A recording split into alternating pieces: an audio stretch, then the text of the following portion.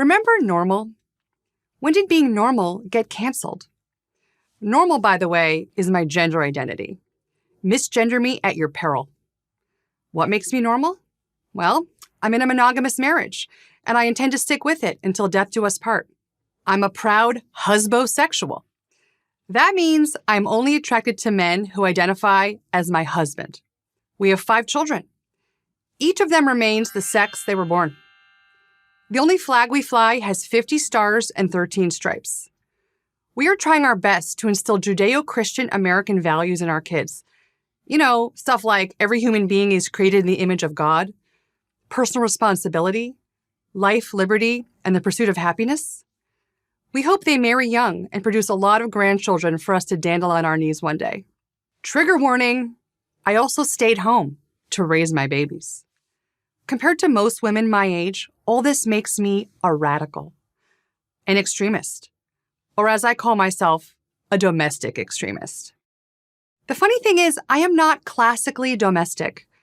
I bake with Duncan Hines, and I loathe doing laundry. I have never crocheted anything, darned a sock, or touched a loom. I have never practiced animal husbandry. It's too late for me to learn how to milk goats.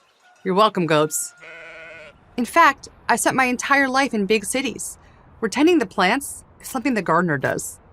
For better or worse, I was raised as a fairly spoiled, totally secular, suburban American princess. In short, I was once just like most of you, unhappy, trying to convince myself I wasn't. Then, fate intervened, and I met a great guy, just in time. And I realized something my grandmother took for granted. A woman's most meaningful calling in life is to be a wife and mother. This is coming to you from someone who had a 6-figure job at a major entertainment company and gave it up so I could stay home with my baby. Becoming extremely domestic saved me. And domestic extremism can also save you and your family, and the country, and indeed our entire civilization from our collective nosedive. Wait a second, am I saying women shouldn't pursue careers? No. When it comes to a career, I'm pro-choice. I'm simply saying that being a wife and mother is job one, because America is in free fall and everyone knows it. Just look around. The consequences are all around us. Young people are unable to form meaningful relationships, raise children, and otherwise perpetuate the species. Loneliness, depression, drug abuse, and generalized despair have taken hold. The hour grows late. We are facing an extinction-level event, as in, there soon won't be enough of us. How did we get here? There are many reasons, of course, but I'm going to point my finger at one. It's not open borders, cancel culture, or unbridled wokeness, though they certainly haven't helped.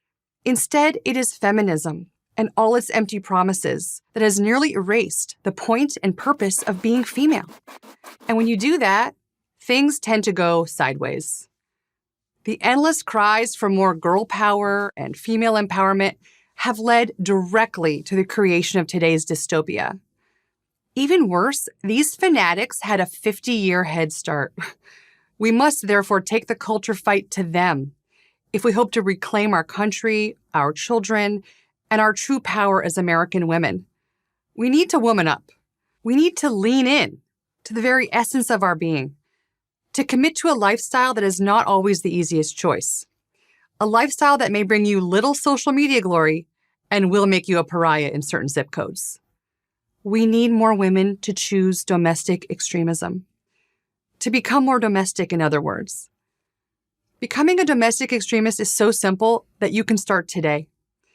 All you have to do is to choose to live again in a way that within recent memory was considered normal. Never forget this truth. We didn't become the extremists. They did. And if you choose to remain child-free because, kids pollute the planet and keep you from going to the Taylor Swift concert, that's okay with me. To paraphrase Napoleon, never interrupt a cat owner when she is making a mistake. Leave the homemaking to us. While they're demanding gender equity, TikToking about how great it is to be 29 without any commitments, and complaining that marriage is indentured servitude, we'll be making babies, raising responsible adults, and dreaming of all the people who will call us grandma one day. Be fruitful husbands and wives, and multiply. That's how we win. I'm Peachy Keenan, author of Domestic Extremist for Prager University.